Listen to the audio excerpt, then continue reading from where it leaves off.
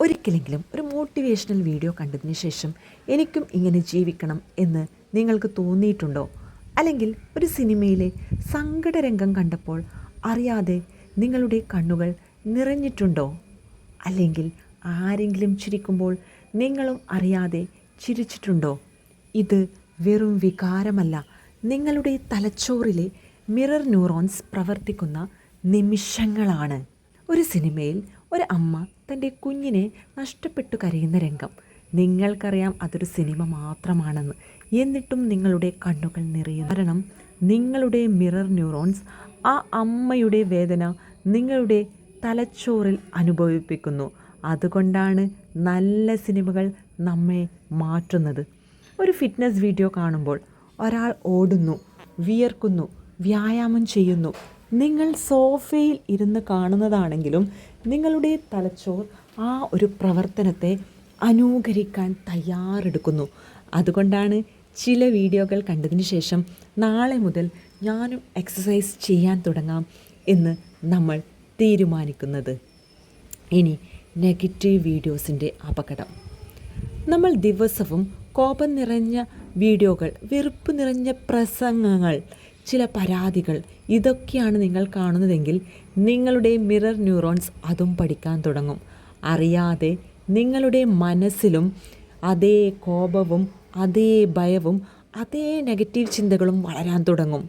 കാരണം തലച്ചോറിന് നിങ്ങൾ കാണുന്നതും യഥാർത്ഥ ജീവിതവും തമ്മിൽ പലപ്പോഴും വലിയ വ്യത്യാസമില്ല.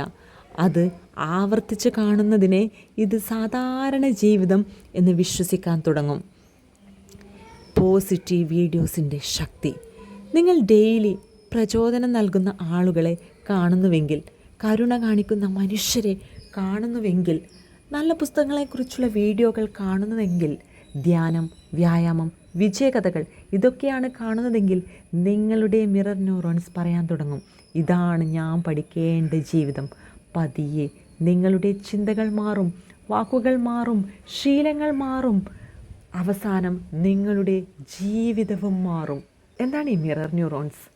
1990കളിൽ ഇറ്റലിയിലെ ഒരു കൂട്ടം ശാസ്ത്രജ്ഞന്മാർ കുരങ്ങുകളുടെ തലച്ചോറിനെ കുറിച്ച് പഠിക്കുകയായിരുന്നു. ഒരു ദിവസം അവർ ഒരു അത്ഭുതം ശ്രദ്ധിച്ചു.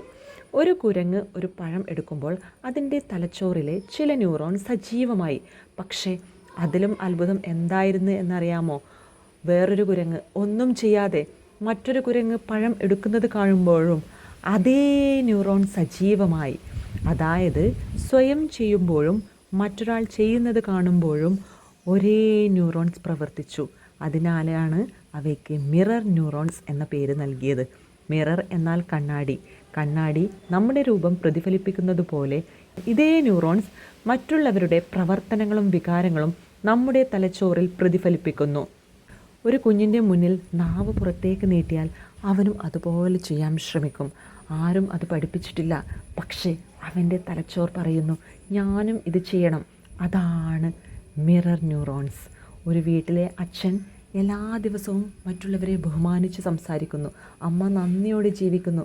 ആ വീട്ടിലെ കുഞ്ഞുങ്ങൾ ആരും പഠിപ്പിക്കാതെ ബഹുമാനിക്കാനും നന്ദി പറയാനും സ്നേഹത്തോടെ പെരുമാറാനും പഠിക്കുന്നു. എന്തുകൊണ്ട്? കാരണം മിറർ ന്യൂറോൺസ് വാക്കുകളേക്കാൾ ശക്തമാണ്.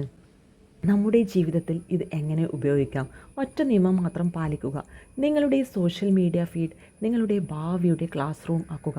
ഓരോ ദിവസവും പ്രചോദനം നൽകുന്ന വീഡിയോകൾ കാണുക, നല്ല പുസ്തകങ്ങളെക്കുറിച്ച് കേൾക്കുക, ആരോഗ്യം പഠിപ്പിക്കുന്ന ആളുകളെ പിന്തുടരുക, ആത്മവിശ്വാസം വളർത്തുന്ന പ്രസംഗങ്ങൾ കേൾക്കുക, കരുണയും സ്നേഹം നിറഞ്ഞ കഥകൾ കാണുക.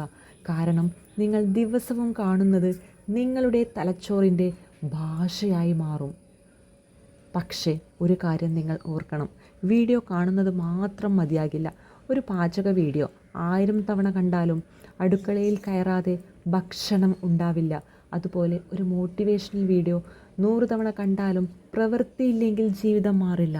മിറർ ന്യൂറോൺസ് നിങ്ങളെ പ്രചോദിപ്പിക്കും, പക്ഷേ മാറ്റം പൂർത്തിയാകുന്നത് നിങ്ങളുടെ പ്രവൃത്തികളാണ്.